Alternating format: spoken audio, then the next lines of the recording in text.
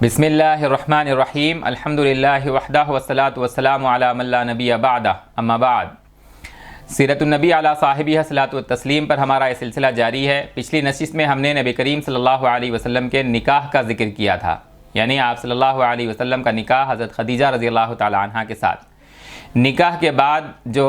حضرت خدیجہ رضی اللہ تعالی عنہ کے ساتھ نبی صلی اللہ علیہ وسلم کی ازدواجی زندگی تھی، اس سے متعلق ہم نے چند تفصیلات بیان کی۔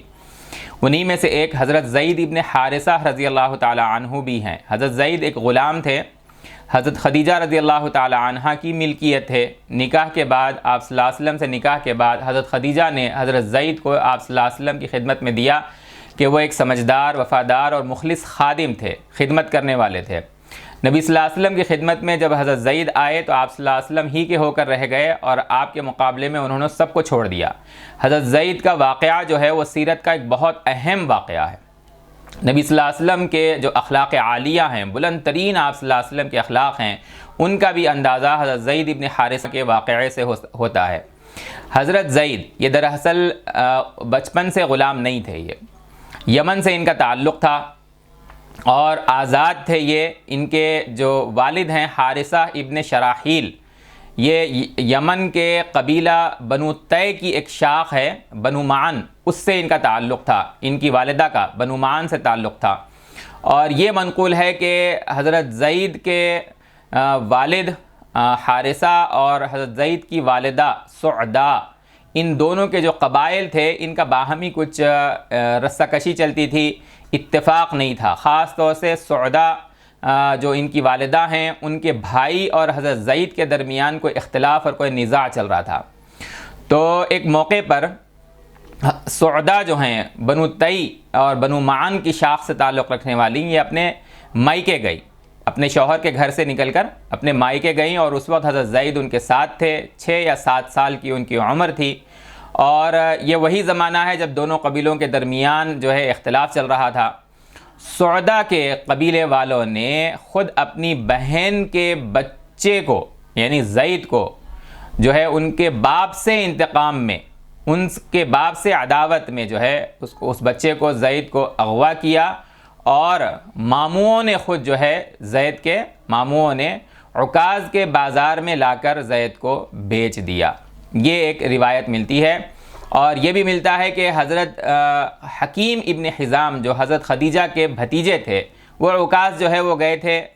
حضرت خدیجہ کے لیے کسی خادم غلام کو خریدنے کے لیے، اور وہاں پر انہوں نے جو ہے زید کو دیکھا اور ان کو خریدا اور لا کر حضرت خدیجہ رضی اللہ تعالی عنہ کی خدمت میں پیش کر دیا۔ ایک روایت یہ بھی ہے کہ یہ زید کے ماموں یعنی سعدہ کے بھائیوں کا کام نہیں ہے، بلکہ بنو قین ابن جسر کے جو اس زمانے کے، ہم نے اس سے پہلے ایک نقشہ کھینچا کہ عام طور پر یہ قبائل کے لوگ ان کے پاس وسائل زندگی نہیں تھے، معاش کے زیادہ وسائل نہیں تھے، تو اس کے اندر جو ہے جو غنڈہ عناصر پروان چڑھتے ہیں اور ڈکیتیاں ڈالتے ہیں، حملے کرتے ہیں لوگوں کے اوپر، اور ان کا مال جو ہے وہ لوٹ کر، اور اس زمانے میں ہوتا یہ تھا کہ انسانوں کو اپنا غلام بنا کر جو ہے وہ لے جاتے اور دوسرے بازاروں میں دور دراز کے بیچ دیتے۔ تو ایسے ہی بنو قین ابن جسر جو ہے یہ ایک گروہ تھا، اس نے جو ہے بنو معن کے اوپر حملہ کیا، اور وہاں سے جن لوگوں کو غلام بنایا ان میں حضرت زید بھی تھے، اور ان کو لے جا کر انہوں نے عکاظ میں نہیں بلکہ سوق حباشہ کے اندر جو ہے انہوں نے بیچا۔ ہم نے اس کو پہلے ذکر کیا ہے کہ تہامہ کے اندر بحرین کے راستے کے اوپر یہ سوق تھا۔ نبی صلی اللہ علیہ وسلم جو ہے جیسے شام، یمن اور جو ہے بحرین گئے، تو یہ حباشہ کے بازاروں کے اندر بھی آپ صلی اللہ علیہ وسلم تجارت کے لیے گئے تھے۔ بہرحال حضرت زید کو وہاں پر بیچا گیا، پھر وہاں سے وہ جو ہے بعض تاجروں کے ہاتھوں سے ہوتے ہوئے شام پہنچے۔ شام میں حضرت حکیم ابن حزام ایک تجارتی قافلے میں گئے ہوئے تھے، وہاں سے انہوں نے چند غلام خریدے، ان کو لایا، اور مکے میں جو ہے جب پہنچے تو حضرت خدیجہ سے کہا کہ گھر کے کاموں کے لیے اگر کچھ غلام چاہیے اور گھر کے کاموں کے لیے غلام کی ضرورت ہو تو ان غلاموں میں سے کسی کو رکھ لو۔ اور حضرت زید اس طرح سے حضرت خدیجہ رضی اللہ تعالی عنہ کے پاس پہنچے، اور نکاح کے بعد نبی اکرم صلی اللہ علیہ وسلم کو حضرت خدیجہ نے حضرت زید کو بطور ہبہ کے دے دیا۔ جب حضرت زید اغوا کیے گئے اپنے ماں کے بستی سے، بنو معن کے قبیلے کے اندر سے، تو ان کے والد کو جو ہے اس کے بعد میں سخت اذیت پہنچی، اس بات کو جان کر، اور انہوں نے حضرت زید کی تلاش شروع کر دی، اور حضرت زید کی نشانیاں بتلاتے، خطوط بتلاتے، اور الگ الگ علاقوں کے اندر ان کو تلاش کرتے۔ ایک شخص جو ہے وہ یمن سے تعلق رکھتا تھا، برسوں کے بعد کی بات ہے یہ، کہ ایک شخص جو ہے جو اسی قبیلے سے، بنو کلب ہے یہ، بنو کلب جو ہے حارثہ ابن شراحیل یا زید ابن حارثہ ابن شراحیل، حضرت زید کا قبیلہ، اور ان کی ماں کا جو ہے یعنی حضرت زید کی ماں کا جو قبیلہ ہے سعدا کا، وہ بنو معن ہے، بنو طے سے۔ تو ایک شخص بنو کلب کا وہ یمن سے مکہ کو حج کے لیے آیا، اور وہاں اس نے حضرت زید کو دیکھا اور پہچان لیا کہ یہ ضرور جو ہے حارثہ ابن شراحیل کا بیٹا ہے، اور واپس جا کر اس نے جو ہے بتلایا کہ دیکھو تمہارا بیٹا جو ہے، حارثہ کو تمہارا بیٹا جو ہے مکے میں وہاں کی ایک بہت ہی معروف شخصیت ہے عبد المطلب، ان کے پوترے محمد ابن عبداللہ کے پاس ہے، اور زید کے والد جو ہے ان کے پاس جو بھی سرمایہ اس وقت کا تھا، یہ سوچے بغیر کہ نبی صلی اللہ علیہ وسلم کی شخصیت کیا ہے اور آپ کے اخلاق کیا ہیں، اور آپ صلی اللہ علیہ وسلم پتہ نہیں کیا پسند کریں زید کو چھوڑنے کے لیے، تو جو کچھ ان کے پاس سرمایہ تھا اس کو انہوں نے سمیٹا، اور وہ لے کر جو ہے وہ مکہ آئے، اور جو بھی وسائل ان کے پاس تھے اس کو جمع کر لیا، ان کے ساتھ ان کے بھائی بھی تھے، اور یہ ان کے ذہن میں خیال تھا کہ اگر مالک کو مال کی اگر ضرورت ہے، یا وہ مال کی بنیاد پر، فدیہ کی بنیاد پر اگر وہ چھوڑنا چاہیں تو ہم ان کو مال اور فدیہ دے کر چھڑا سکیں۔ وہاں پہنچے مکہ المکرمہ، نبی صلی اللہ علیہ وسلم کو تلاش کیا، آپ صلی اللہ علیہ وسلم کے پاس پہنچے، اور حضرت حارثہ کے بارے میں جو ہے تفصیل آپ صلی اللہ علیہ وسلم کے سامنے بیان کی کہ یہ پہلے سے غلام نہیں ہے، بلکہ بعض لوگوں نے اس کو اغوا کیا اور بازار میں لا کر جو ہے وہ غلام کے طور پہ بیچ دیا، اور اس طرح سے یہ آپ کے پاس پہنچا ہے۔ اور حارثہ نے یعنی زید کے والد حارثہ ابن شراحیل نے نبی صلی اللہ علیہ وسلم کے پاس پہنچنے سے پہلے آپ صلی اللہ علیہ وسلم کے خاندان، آپ کے کردار، آپ کے اخلاق جو ہے ان سب کو جو ہے انہوں نے تحقیق کر لی تھی، اور جب انہوں نے پورا قصہ بیان کیا کہ یہ پہلے آزاد تھے پھر غلام بنا کر بھیجے گئے، تو اور یہ کہ ان کے ساتھ یہ حادثہ پیش آیا، تو نبی صلی اللہ علیہ وسلم سے خطاب کر کے کہا یبن عبد المطلب یبن سید قومہ، کہ اے عبد المطلب کے فرزند اور اپنے قوم کے سردار کے بیٹے، انتم جیران اللہ، آپ جو ہے اللہ کے گھر کے جو ہیں وہ پڑوسی ہیں، اور آپ خود جو ہے تفکون العانی، کہ آپ لوگ خود جو ہے وہ غلاموں کو آزاد کرتے ہیں، اور بھوکوں کو جو ہے تطعمون الجائع، بھوکوں کو آپ لوگ جو ہے کھلاتے ہیں۔ ہم جو ہے قد جئناکم فی ابننا عبدی کا، ہم آپ کے پاس آپ کا جو غلام ہے وہ ہمارا بیٹا ہے، اس کے لیے ہم جو ہے وہ آئے ہیں، ہم لتحسن الینا فی فدائہ، یہ تصور لے کر کہ آپ جو ہے اس کو آزاد کرنے میں ہمارے ساتھ جو ہے وہ بھلائی کا معاملہ کریں گے اور ہماری درخواست کو قبول کر لیں گے، آپ جو چاہیں گے ہم دینے کے لیے تیار ہیں۔ آپ تصور کیجئے ایک ایسے دور کا جہاں کوئی عدالت یا قانون نہیں ہے، اس بات کی تحقیق کرنے کے لیے کہ یہ واقعی غلام تھے یا آزاد ہیں، اور کوئی قانون نہیں ہے اس کے لیے، نہ عدالت ہے نہ کوئی قانون ہے کہ اس کو کیسے چھڑایا جائے، محض رحم و کرم پر ہے کہ بھائی کوئی چاہے تو جو ہے اچھا بیچنا بھی، کسی بھی فدیے کے بنیاد پر بیچنا بھی ضروری نہیں ہے کہ ہمارا بچہ ہے اس لیے آپ اس کو آزاد کر دیجئے، پہلے یہ غلام نہیں تھا، چاہے تو مالک بیچے چاہے تو نہ بیچے، چاہے تو آزاد کرے چاہے تو آزاد نہ کرے، کوئی عدالت ایسی نہیں تھی۔ تو وہاں پر یہ جو ہے اپنے بچے کو چھڑانے کے لیے گئے ہیں، دلوں کے اندر جذبات کو لے کے کہ ہم اپنے بیٹے کو آزاد کرا کر لائیں گے جو غلام ہے۔ اور پھر دور دراز کا علاقہ یمن اور مکہ المکرمہ کے اندر جو ہے وہ کافی مسافت تھی، اور آپ صلی اللہ علیہ وسلم کا قبیلہ مضبوط قبیلہ، آپ صلی اللہ علیہ وسلم کی حیثیت جو ہے قریش کے اندر بہت ہی غیر معمولی، مالی اعتبار سے تو بہت زیادہ آپ صلی اللہ علیہ وسلم متمول نہیں تھے، لیکن آپ صلی اللہ علیہ وسلم کا خاندان اور آپ صلی اللہ علیہ وسلم کا قبیلہ، آپ صلی اللہ علیہ وسلم کا نسب، آپ صلی اللہ علیہ وسلم کی مقبولیت اس قبیلے کے اندر جو ہے وہ دنیاوی اعتبار سے بہت مقبولیت آپ صلی اللہ علیہ وسلم کو حاصل تھی۔ تو یہ صرف امید کی حالت میں آپ صلی اللہ علیہ وسلم کے پاس آئے کہ شاید کہ جو ہے ہماری درخواست کو قبول کر لیں گے، وہ مقابلہ نہیں کر سکتے تھے۔ آپ صلی اللہ علیہ وسلم نے جب یہ سب کچھ سنا تو آپ صلی اللہ علیہ وسلم نے ان سے کہا کہ تم لوگ جو ہے فدیہ دے کر چھڑانا چاہتے ہو، اور اگر میں کوئی اور تجویز دے دوں، اب غیر ذالک، تو زید ابن حارثہ کے والد نے کہا، حارثہ ابن شراحیل نے اور ان کے رشتہ داروں نے، ما ہوا، کہ وہ دوسری تجویز کیا ہے۔ آپ صلی اللہ علیہ وسلم نے فرمایا ادعوہ و اخیرہ، کہ میں ان کو ابھی بلاتا ہوں یہاں پر، اور یہ اختیار میں انہی کے حوالے کرتا ہوں۔ ان اختارکما فہو لکما، اگر وہ تمہیں جو ہے وہ پسند کرتا ہے، تمہارے ساتھ جانے کو ترجیح دیتا ہے، تو وہ تمہارے ساتھ جانے کے لیے آزاد ہے، وہ تمہارا ہے، بغیر فدائن، کوئی تمہیں اس کا بدلہ دینے کی، کوئی فدیہ دینے کی اس کے لیے ضرورت نہیں ہے۔ وَإِنِ اخْتَارَنِي، اور اگر وہ مجھے منتخب کرتا ہے، مجھے چنتا ہے، فَوَاللَّهِ مَا أَنَا بِالَّذِي أَخْتَارُ عَلَى مَنْ اخْتَارَنِي أَحَدًا، ایسا ممکن نہیں ہے کہ اگر کوئی جو ہے میرے پاس رہنے کو پسند کرتا ہے تو میں اس کو کہوں گا کہ نہیں میرے پاس سے چلے جاؤ۔ تو زید کے والد نے کہا کہ لقد زدت علی النصف، آپ نے تو جو ہے انصاف کا جو پیمانہ ہے اس سے بھی بڑھ کر جو ہے ہمارے ساتھ خیرخواہی کا اور بھلائی کا معاملہ کیا ہے، اور وہ اس کے اوپر راضی ہو گئے۔ آپ صلی اللہ علیہ وسلم نے حضرت زید کو بلایا اور کہا کہ کیا تم ان دونوں کو جانتے ہو کہ یہ کون ہیں؟ من ھذانی؟ حضرت زید نے کہا کہ ہاں، یہ میرے والد ہیں حارثہ ابن شراحیل، اور یہ میرے چچا ہیں کعب ابن شراحیل۔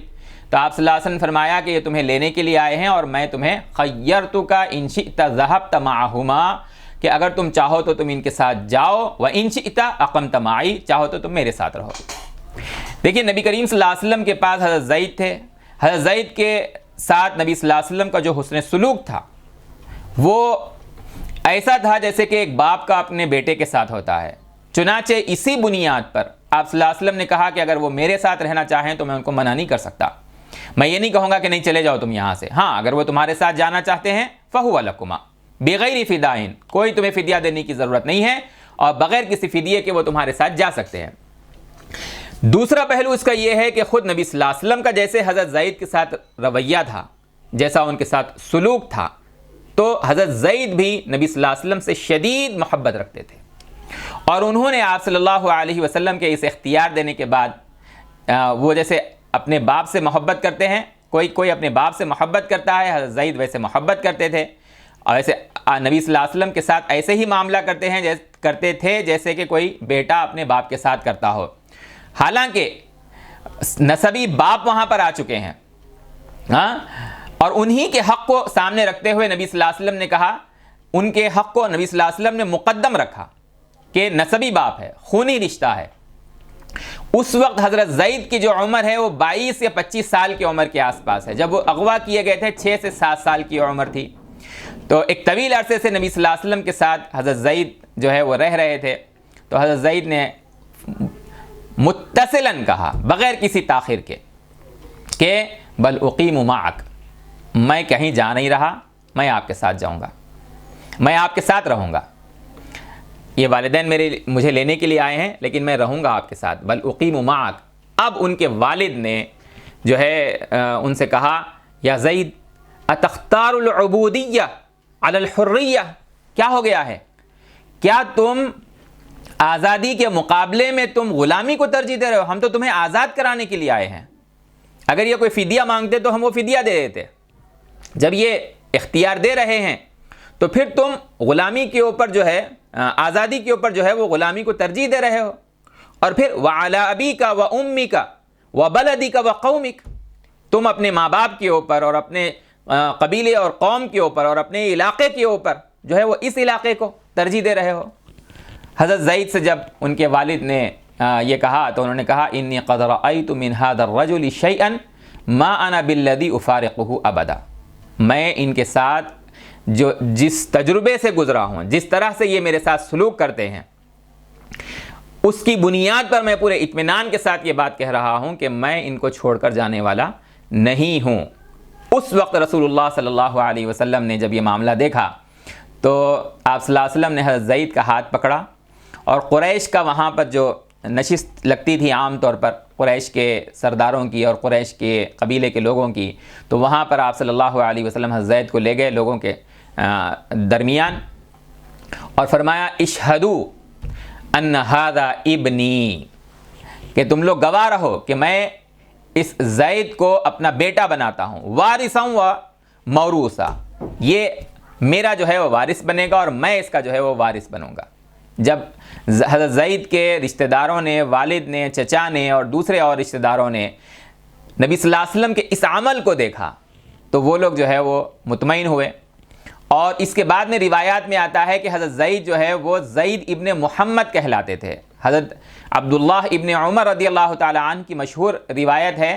کہ ادعوہم لآبائہم، سورۃ الاحزاب کی جب یہ آیت نازل ہوئی، ادعوہم لآبائہم، یہ سورۃ الاحزاب آیت 5 میں ہے کہ لوگوں کو جو ہے، انسانوں کو جو ہے ان کے باپ کے نسبت سے پکارو. متبنہ کسی کو بنا لیا، کسی نے جو ہے اپنے پاس اس کو چائلڈ کسٹڈی لیتے ہیں اور اپنا نام دے دیتے ہیں، یہ شرعاً اس کی اجازت نہیں ہے. قرآن مجید میں جب یہ حکم نازل ہوا اس سے پہلے تک حضرت زید جو ہے زید ابن محمد کہلاتے تھے، زید ابن حارثہ نہیں کہلاتے تھے. جب قرآن کا یہ حکم نازل ہوا ادعوہم لآبائہم، تب جو ہے پھر حضرت زید کو زید ابن حارثہ کہا جانے لگا. بلکہ حضرت عبداللہ ابن عمر رضی اللہ تعالی عنہ کی ایک روایت سے تو یہ پتہ چلتا ہے کہ لوگ اکثر جانتے ہی نہیں تھے کہ حضرت زید جو ہے وہ زید ابن محمد نہیں ہے، بلکہ زید ابن جو ہے وہ حارثہ ہیں. اس آیت کے نزول کے بعد جو ہے وہ پھر جانے کہ حضرت زید جو ہے وہ نبی صلی اللہ علیہ وسلم کے متبنہ ہیں، لے پالک ہیں. آپ صلی اللہ علیہ وسلم نے ان کو اپنا بیٹا بنایا، اور اس کا بنانے کا جو واقعہ ہے وہ یہ پیش آیا کہ سگے ماں باپ جب لینے کے لیے آئے اور حضرت زید اس وقت غلام تھے، اور حضرت زید نے یہ کہا کہ میں آپ کو چھوڑ کر جانے والا نہیں ہوں، تو آپ صلی اللہ علیہ وسلم نے اس وقت جو ہے وہ اعلان کیا کہ یہ آج سے میرا بیٹا ہے اور یہ میرا وارث بنے گا. آپ تصور کیجئے کہ ایک انسان اپنے سگے ماں باپ کو چھوڑ دے، اپنے قبیلے کو چھوڑ دے، اپنے علاقے کو چھوڑ دے اور کسی اور کے پاس رہنے کو ترجیح دے، تو وہ کیسا رویہ ہوگا آپ صلی اللہ علیہ وسلم کا. باوجود یہ کہ حضرت زید غلام تھے،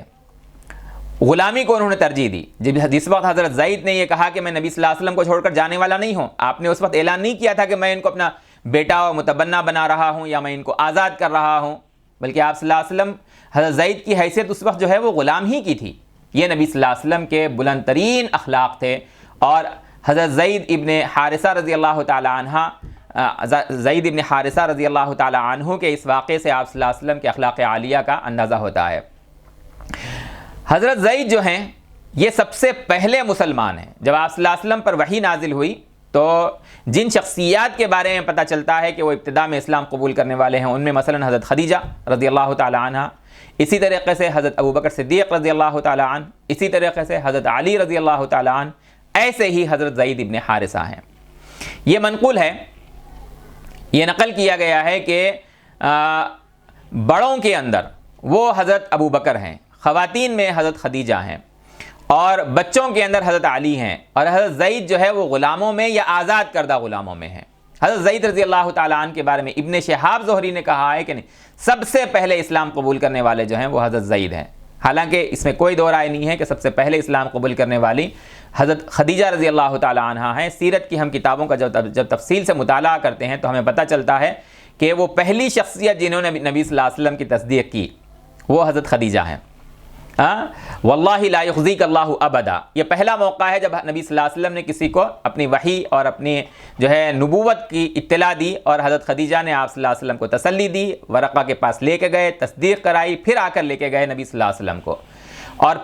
یہ عین ممکن ہے کہ حضرت خدیجہ کے بعد سب سے پہلے اسلام قبول کرنے والے حضرت زید ہوں. اور جو آزاد ہیں، بڑی عمر کے ہیں، ان میں حضرت ابوبکر ہیں، اور بچوں کے اندر جو ہیں وہ حضرت علی ہیں. نبی صلی اللہ علیہ وسلم نے حضرت زید کا نکاح ایسی شخصیت سے کرایا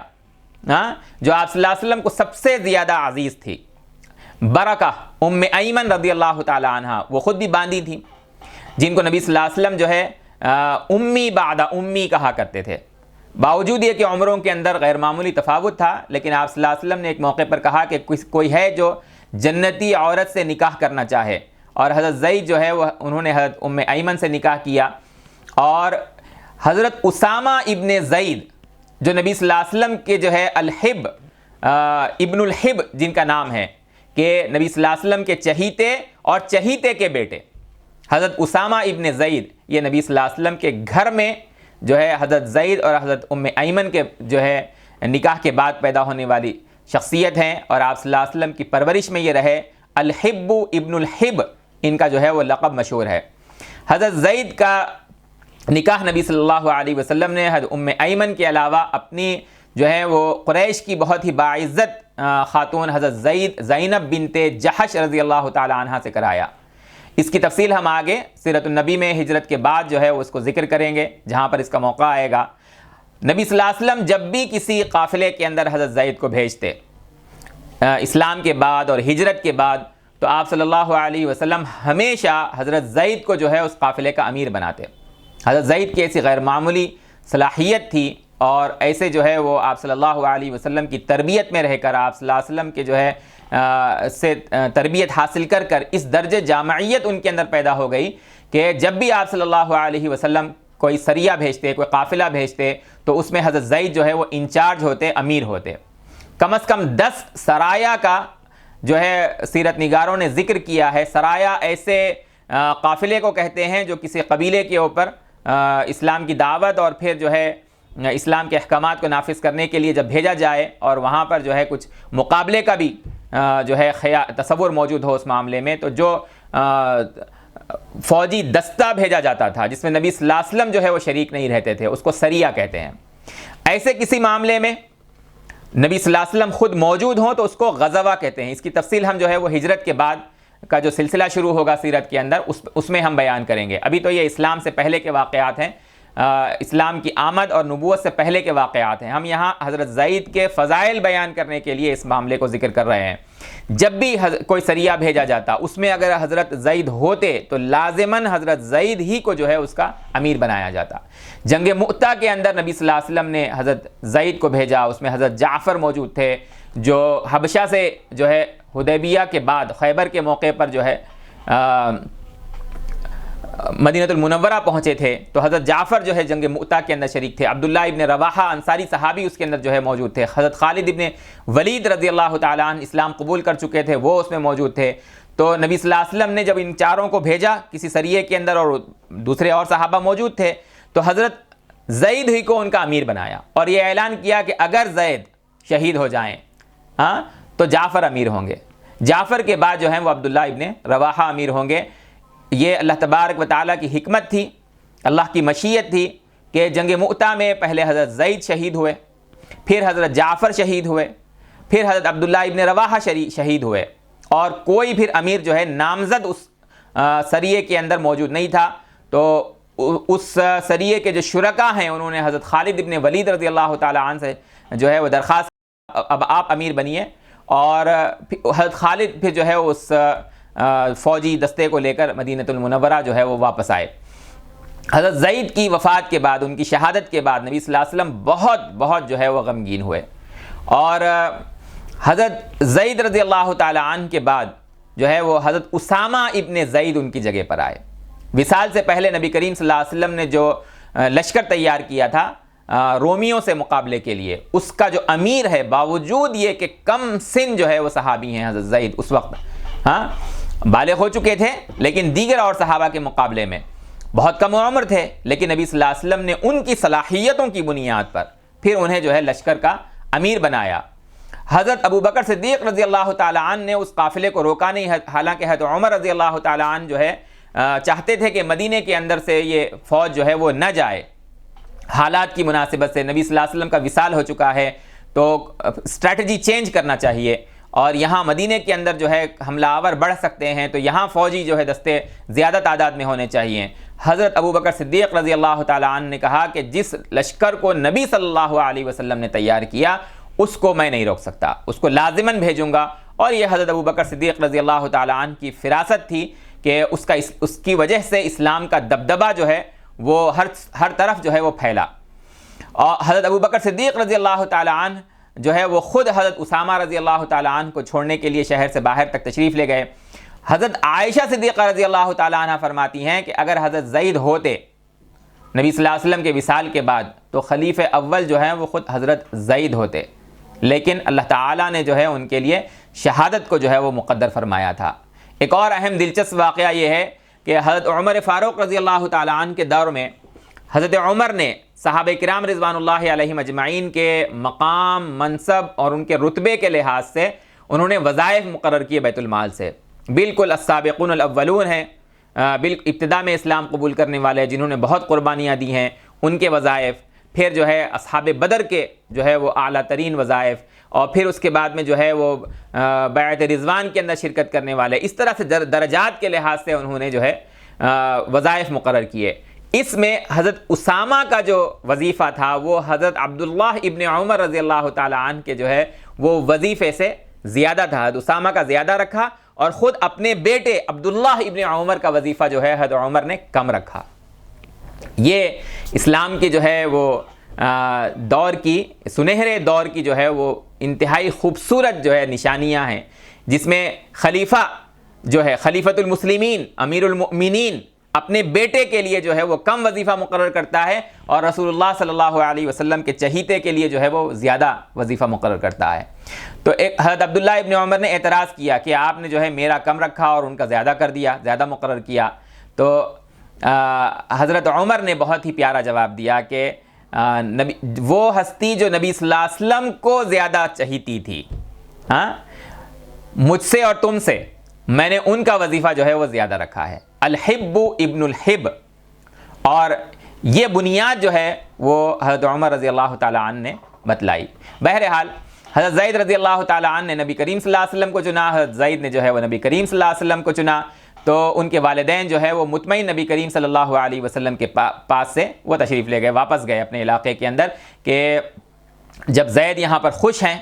اور ان کے لیے ایک ایسی ہستی جو ہے جو وہ ان کو اپنا بیٹا جو ہے وہ قرار دیتی ہے، اور اس درجے جو ہے دونوں کے درمیان گہرا محبت کا، احترام کا، اکرام کا، شفقت کا جو ہے وہ تعلق ہے، تو انہوں نے جو ہے وہ حضرت زید کو مکے میں چھوڑا اور وہ واپس چلے گئے، حارثہ ابن شراحیل اور کعب ابن شراحیل۔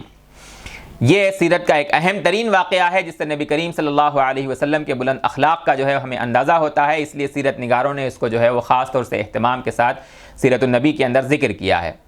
اقول قولی ھذا استغفر اللہ لی ولکم ولسائر المسلمین والمسلمات فاستغفروہ انہ ھو الغفور الرحیم۔